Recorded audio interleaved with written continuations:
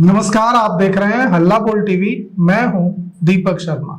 एक बड़ी खबर आ रही है प्रशांत किशोर की पार्टी से, जनसुराज से। खबर यह है कि प्रशांत किशोर की पार्टी जनसुराज के जो राष्ट्रीय अध्यक्ष हैं उदय सिंह, उन्होंने राजनीति से विराम ले लिया है।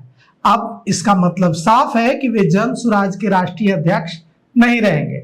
उन्होंने खुद मैसेज लिखकर जनसुराज के नेताओं को, पदाधिकारियों को यह सूचना दी है। उन्होंने जनसुराज के प्रवक्ताओं का जो ग्रुप है उसमें उन्होंने मैसेज लिखा है कि प्रिय साथियों, कुछ जरूरी मसलों पर पूरा ध्यान दे पाने के लिए मैं लगभग 1 साल तक सक्रिय राजनीति से थोड़ा विराम लेना चाहता हूं।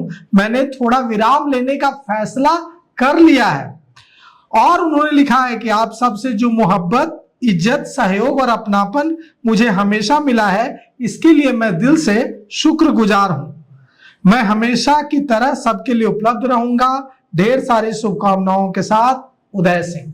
तो उदय सिंह 1 साल तक कहा है उन्होंने कि वे सक्रिय राजनीति से अलग रहेंगे। मतलब साफ है कि जनसुराज के राष्ट्रीय अध्यक्ष अब उदय सिंह नहीं रहेंगे।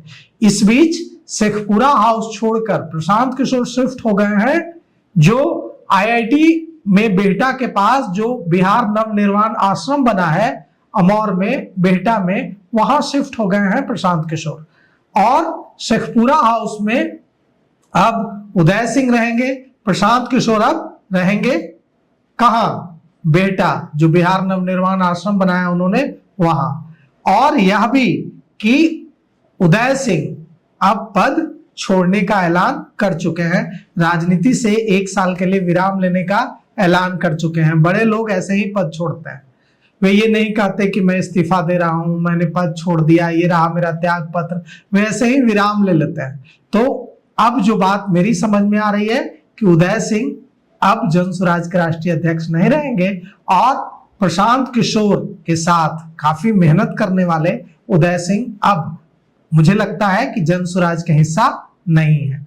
तो यह जो बड़ा डेवलपमेंट आया है, इसके मायने गहरे हैं। इसके मायने ये हैं कि जनसुराज को चुनाव में जो निराशा मिली है, जनसुराज को चुनाव में जो हार मिली है, उससे कई की हिम्मत टूटी है। उदय सिंह की भी टूटी होगी। उदय सिंह से मेरे व्यक्तिगत बहुत अच्छे रिश्ते हैं। कई बार हम लोगों की बातचीत हुई है, कई बार मुलाकात हुई है। उदय सिंह मुझे जिंदा दिल इंसान लगते हैं, लेकिन लगता है कि हार ने उनका हौसला तोड़ा है। सब लोग कह रहे थे कि प्रशांत किशोर का भी हौसला इससे टूट जाएगा और प्रशांत किशोर भी बिहार छोड़ देंगे, लेकिन प्रशांत किशोर पता नहीं किस मिट्टी के बने हैं, उनका हौसला टूट नहीं रहा और वे लगे हुए हैं कि नहीं, मैं बिहार बदलने की लड़ाई लड़ता रहूंगा। वे कह रहे हैं कि मैं 5 साल तक बेहटा में रहूंगा, इसी आश्रम में रहूंगा और यहीं से पूरे बिहार में घूमूंगा, सरकार की नीतियों के, उन नीतियों के खिलाफ जो आम लोगों के खिलाफ हैं,